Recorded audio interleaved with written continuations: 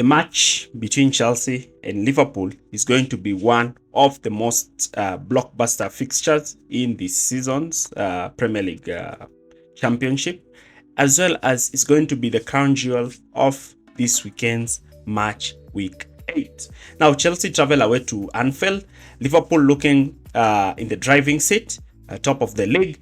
And when you look at how Liverpool actually played against Manchester United, we saw Liverpool building with a 3-2 structure, similar to what Enzo Maresca does, similar to what we've seen top teams Manchester City and Arsenal also doing. But Manchester United adopted a way of trying to stop Liverpool that was not quite the best. So what can Chelsea actually do? Because we've seen that Liverpool has mechanisms of switching play and moving the ball very fast from the defensive to the final third. Though under Arne Slot, that speed has reduced because Liverpool want to take up a more controlled, measured approach when looking to try and actually build from the back. Liverpool use both side overloads as well as midfield overloads, but they prefer side overloads, especially down the right, by using wide centre back, wing back, and a winger who's actually inverting. The topic of discussion today is how can Enzo Maresca actually stop Liverpool playing? How can Chelsea actually impose themselves without the ball, create opportunities where they're able to transition, and how they're able to stop Liverpool? And one thing you need to notice is that this is actually our third part of our series that we preview Chelsea versus Liverpool. Now, before we even start, please like, share, and subscribe. A lot of people are watching this video and you're yet to subscribe. If you enjoy this content, please subscribe to our channel. Now, Arne Slot, Liverpool like to build from the back, and this they deploy their center backs, their goalkeepers, and their fullbacks, and most importantly, their double pivots of Gravenberch and Alex McAllister. So how do they actually do this? So initially, both center backs drop alongside the goalkeeper, with the fullbacks actually moving wider, looking to try and generate width for the team. Now, what happens is that the two pivots drop deeper so that they're able to create that 3-2 structure in build-up while having the outlet to go on either side to both fullbacks. Now, both centre-backs start alongside the goalkeeper, with Virgil van Dijk being the most important player in this initial phase of play. Virgil van Dijk's position allows him to actually look to pick up passes and play balls over the top. So why do Liverpool want this? Liverpool want to draw opponents to press them aggressively high up the pitch because they want to create a problem where they will be able to directly move the ball forward and put the opposition in the back. They start their wingers high and wide, and they push Szoboszlai to play as a second striker next to Diogo Jota. Now, Liverpool want to create that 4v4 at the back by trying to go man-to-man with the opposition defense line. Now, this is aided because the two pivots, the two forwards can actually drop deep in these phases and look to collect the ball directly from the center backs or the goalkeeper. This is when the two advancing midfielders have also pushed forward. You can see here in the game against Manchester United how Szoboszlai is able to receive the ball, dropping from the forward line and looking to link up the play with Salah. Jota is either making the run between De Ligt and Diego Dalot with Mazraoui to actually prevent that ball from going there. Now, because these two players like to drop deep in this situation, their main aim once they receive the ball is look to switch the ball onto the other side, especially looking to switch the ball towards Trent Alexander-Arnold, who can play the ball to Mo Salah, or look to attack the spaces in behind. And this is something that we've seen Luis Diaz do a lot for Liverpool in the recent years. Now, because of this outlet and outfield ball that Liverpool try to create when they are actually looking to build from the back, a lot of teams will decide to just allow them by dropping their defense line slightly deeper and allowing Liverpool to play through the first line of pressure. And that is something that I want Chelsea to do. Chelsea can decide not to press Liverpool aggressively high, but choose to sit in a mid-block by dropping their defense line slightly deeper, allowing Liverpool to escape the first line of pressure quite easily. Now here, Chelsea should now look to employ an aggressive mid-block press. Now this aggressive mid-block press will heavily rely upon the forward line, as the back line will be mainly concerned to stop Liverpool's in front three. Now in this case, Chelsea's forwards can look to sit onto the two pivots for Liverpool similar to what Manchester United did, but in a more efficient manner, because Manchester United were not efficient when they were looking to actually stop Liverpool in this fashion.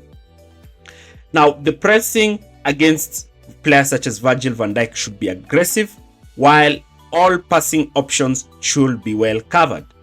And Chelsea should heavily rely upon their fullbacks to win their 1v1 duels. My question will only be to Malo Gusto. Will he be able to deal with Luis Diaz 1v1? Alternatively, Chelsea can immediately look to cut the passing lane to Virgil van Dijk and actually force the ball to be played back to the goalkeeper to move towards the right side, because Virgil van Dijk is a ball-playing centre-back. Pushing one pivot forward to cover the space that was vacated by one forward and force the opposition to play down the other side. And as you can see here, Jackson is looking to impact the press, but Palmer is staying in between the midfielder and the centre-back, covering two players at the same time, while Fernandes has pushed forward to try and cover the pivot that was actually supposed to be covered by Jackson, who was going to press. And in this case, Chelsea are forcing the ball onto one side, while you can see Jadon Sancho pointing at the position that he is, ready to cover and spring out just in case the ball is played towards that side. Now, because Chelsea are able to force the ball towards that side, Noni Madueke is covering the fullback, and now once the ball is played there, Chelsea can engage an effective press. Now, remember, even Cruyff used to say that if you want to press, you need to make the pitch as small as possible. And that is what Chelsea can do by trying to suffocate Liverpool towards one side of the pitch and going aggressively to win the ball. Even if players such as Szoboszlai drop deep to give options, the centre-backs should be very aggressive in calling to receive the ball and try to cover them. Viega, I believe he's able to deal with 1v1 against Mo Salah. A huge surprise that is going to actually happen in this game. Alternatively, we might see Trent deciding to go long to try and find Salah, but Viega, being a defensively solid fullback, will be more likely to deal with those balls over the top. Now, what when Liverpool have settled possession? Because they are at home, they are more likely to dominate the ball. And Chelsea, majority of the time, even if Chelsea go a goal up, it would be very influential for Chelsea to actually look to obtain a settled approach in the game, looking to limit Liverpool's play.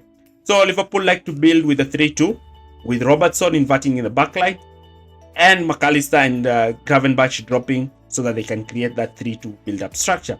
Trent Alexander-Arnold holding the width down the right, while Salah comes in field. Because of this 3-2 structure that Liverpool want to employ, Chelsea need to be very creative in how they actually press Liverpool. One way Chelsea can actually look to press Liverpool in this case is looking to have their midfield with wingers dropping into midfield and forming a narrow midfield four. Now, forming this narrow midfield four ensures that Liverpool cannot play balls through the middle. And that is something that Chelsea need, with Noni Madueke and Jadon Sancho both moving into that midfield to help compact it and limit the spaces between themselves and Caicedo and Fernandes. Now, once this happens, is that they will only restrict Liverpool to go out wide. And going out wide is what Chelsea want Liverpool to do.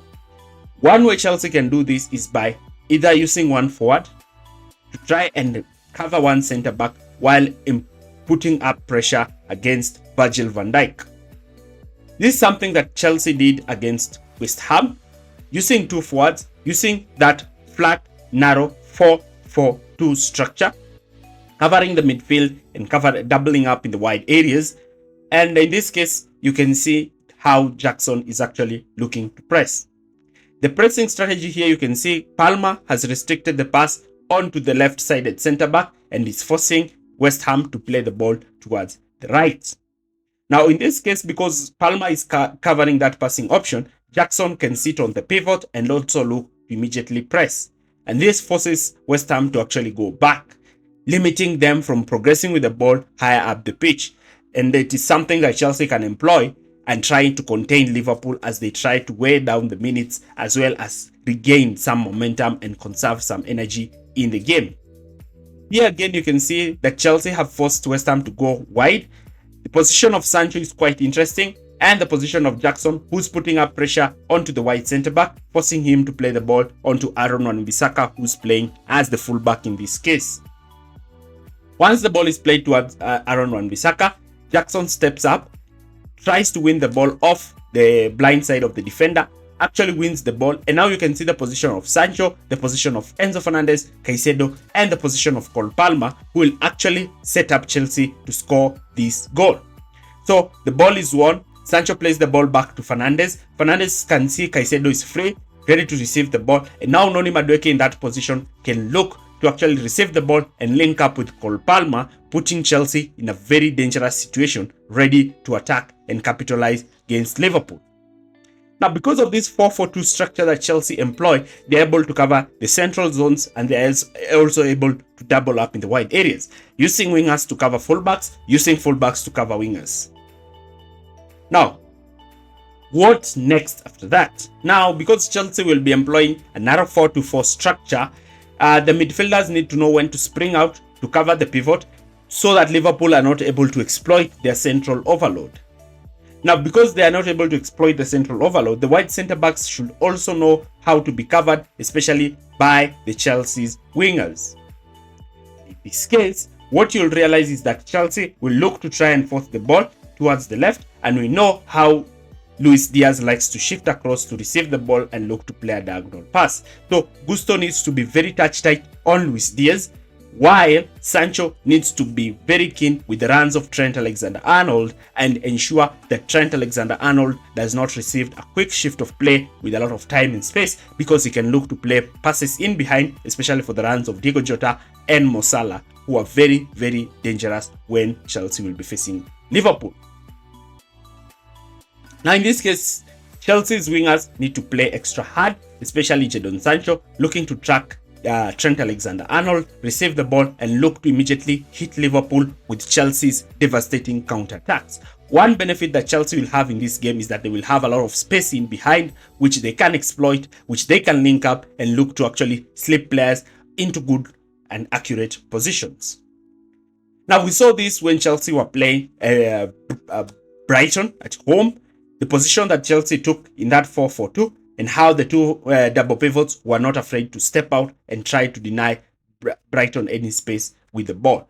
But this should be very effective, because if you fail to cover this space, then if the opponent is able to play through the first two lines of pressure, then the back line is left exposed and Chelsea can actually suffer.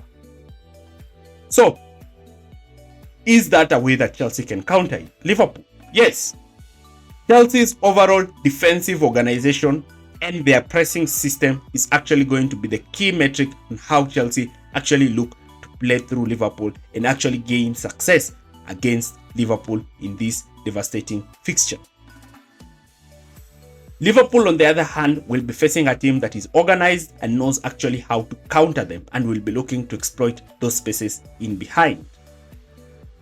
Chelsea need to be very accurate, need to be very precise, need to understand how to play against Liverpool, and they need to be very effective and very efficient when they are looking to break.